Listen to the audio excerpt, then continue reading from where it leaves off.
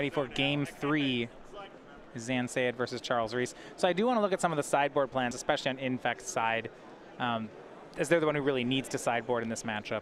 He's got Kitchen Finks, Dispel, Grafdigger's Cage, Relic of Progenitus, and you mentioned really these two of Shaper's Sanctuary. Yep. So this is a 1-mana enchantment. When your creatures become a target of an opponent's spell or ability, you may draw a card. Yep. That one certainly comes up. You're playing against a bunch of Fatal Push, a bunch of Path to Exiles. You can draw into something like your Dispel, the sideboard Apostle's Blessing. That one's certainly coming in because you can use it to either counter a removal spell or to shove in through Lingering Souls. Sure. I do like a lot of that. Kind of trying to protect the way through removal. On Charles' side, his main deck's very good in the matchup. That's fortunate. His sideboard doesn't give him too many other options. You see some Collective Brutality, some Flaying Tendrils, Damnation, Fulminator Mage. It's just different types of removal spells, really. Brutality is more than a shift. I would say it's largely an upgrade in a matchup like this, because even if they stop you from killing their creature, you get to take another pump spell out of their hand.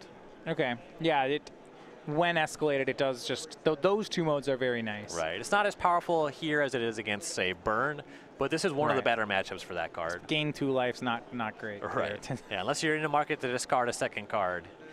Only escalating that one once here. To be fair, with Abzan playing these Grim Flayers, playing Lingering Souls, sometimes you do just want to discard a card. Absolutely.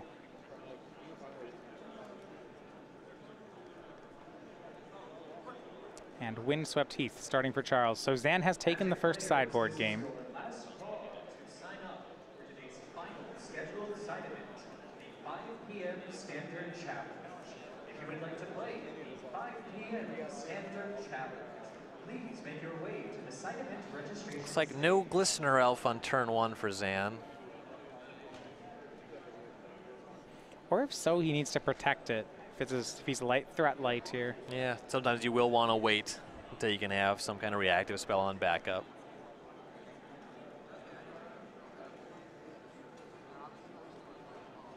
See, at least one removal spell at the ready on Charles' side. Does have a Path to Exile in hand.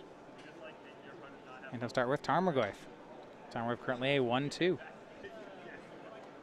Not the largest, but it will grow. At least it's not a Tarmo goat. And when there's no infect creature just yet, that is a good window just to get Goyf on the battlefield. It'll grow over time.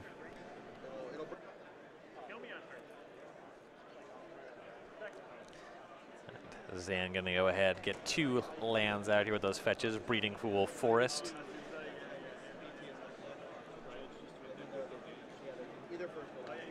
And there we go. Blighted Agent is going to be a threat on Zan's side. Plays that on turn 2.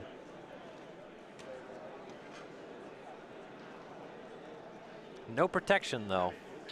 Yeah, it certainly invites either Liliana to be a strong play here. Liliana, the last hope, would be a disaster. Yeah, the mutagenic growth in Zan's hand wouldn't really save it.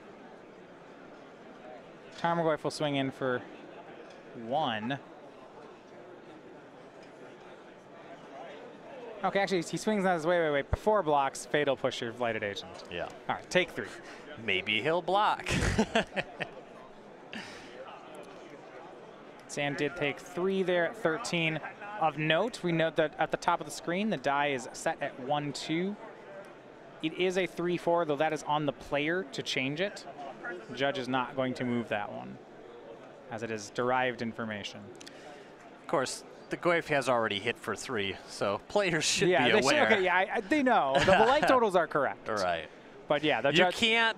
Your opponent's life total is not derived information. Right. It's this interesting thing where the life totals have to be correct, but because the die is derived, like the judge won't move it. Yeah.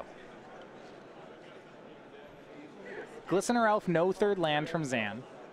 You see his hand. Looks like 2 Vines of Vastwood, 2 mutagenic growths.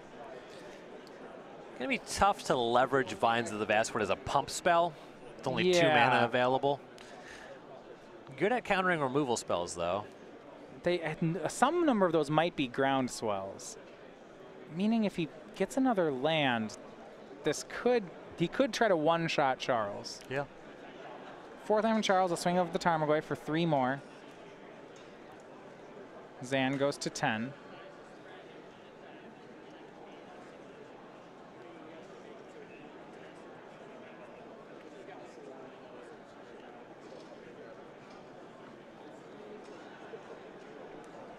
And Fulminator Mage is the play for Charles. Typically, you save this one for Ink Moth Nexus. Yeah, you see him not even going for Breeding Pool here, and I like that play a lot from Charles. Part of that is because you can just block the Glistener Elf. Exactly. You block the Glistener Elf, force Zan to use a pump spell, then when he does, you blow up his Breeding Pool. Yep. And look at this hand from Zan. 2 mutagenic growths, a vines, 2 vines, a groundswell. I think it might be 7 pump spells. Yikes, that's too many. That's a bad mix. Your creature could be so big. He will swing. And I like it a lot from Charles. The block, groundswell, no landfall. And Charles says, okay, yeah, blow up your Breeding Pool, that's fine. Okay. Zan uses the Breeding Pool, because that one's not going to be long for this world.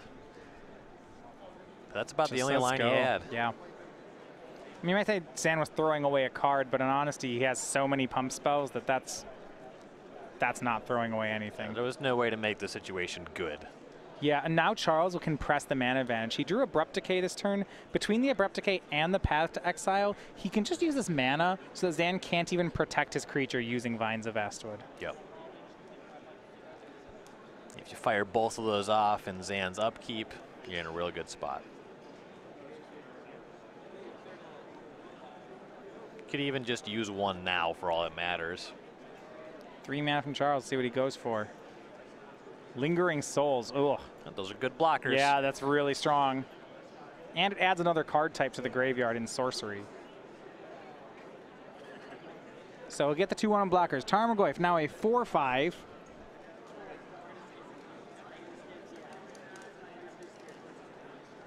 Zan looking to be dead on the following turn. Can't use this Glistener Elf to attack and block. There you go. Now it is correct. It's 4/5.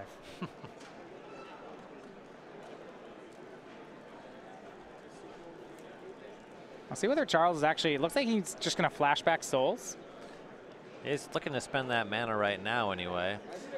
You know, this is actually more aggressive, I think, than he needs to be. Apostle's Blessing and a stack of mutagenics. They're like, okay, they're right there. There's a disaster scenario here. Yeah, if Zan just like draws land, has Apostle Blessing, mutagenic Become growth, immense. second mutagenic growth, become immense. Yeah, that would be 10. It's a big ask. He drew Noble Hierarch. I don't think it's happening. And Zan doesn't have that. Here's Noble Hierarch, an attack for 2 from the Glistener Elf. Charles will put 1 spirit in front of the elf. Zan says go. And this is going to do it for Charles Reese. He still has an Abrupt Decay in his hand. Yeah, removal spell on this Noble makes his attack lethal straight away. And a Path to Exile. There's just everything he could wish for here. Like Path the Noble Hierarch. Rubbins on Path. You know, I even choked on mana. Here you go, find have a land.